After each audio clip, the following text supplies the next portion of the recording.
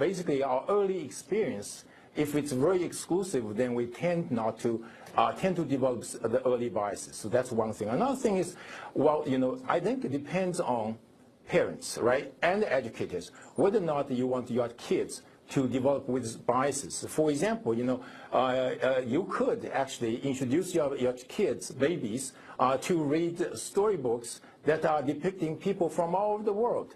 And I think that would help your child not to see more individuals from different races, ethnicities, as well as expose them to different cultures. I think it will make your babies more worldly. So in terms of government programs, I'm not quite sure. I think for parents, there's good message from these studies.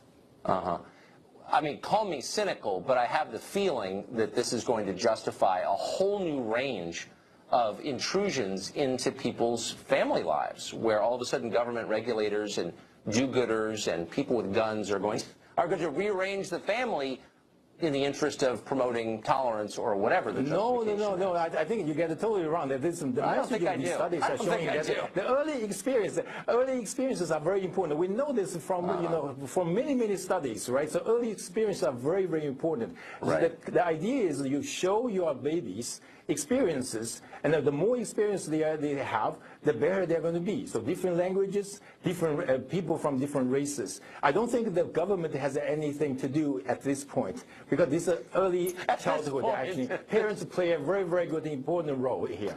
Well, obviously not good enough, because they're not doing whatever is required with a 3-month-old to keep them from developing the forbidden attitudes you describe. I don't think so. I think parents know what's good for their kids, right? Parents know that if you teach kids about different kind of people, the storybooks about Chinese people, about African people, about American people, about Europeans, I think the more they know and the more they learn, and the more experience they have, and they become worldly. I think parents like their kids to be worldly, right? Yeah, I agree with that. It's just, I guess, again, having covered this stuff for many years, when you said, quote, at this point, I got a chill, because I realized that I'm going to read your study in a New York Times piece 10 years from now, sort of desegregating daycare or requiring parents to give certain kinds of picture books to their kids. I mean, there's just literally no question about it. I hope people do not take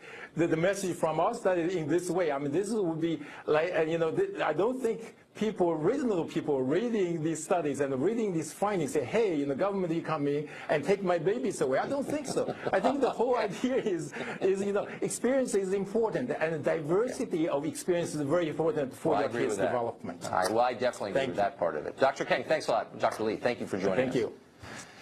Well, lawmakers in North Carolina are considering a bill that would allow a comprehensive firearms safety course to be taught in high schools. There are tens of millions of gun owners in America, so it seems an optional safety course would at least be a reasonable idea, since accidental gun deaths do still kill thousands every year. Plus, the course would not actually involve ammunition or shooting. And yet, many progressives in the state oppose the bill anyway, at least one on the grounds that, quote, there's enough violence already.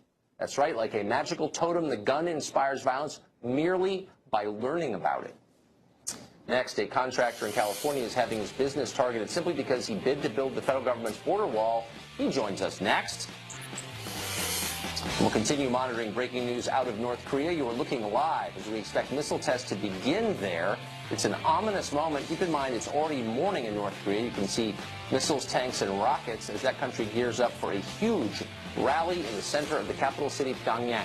We're staying with the story. Stay with us.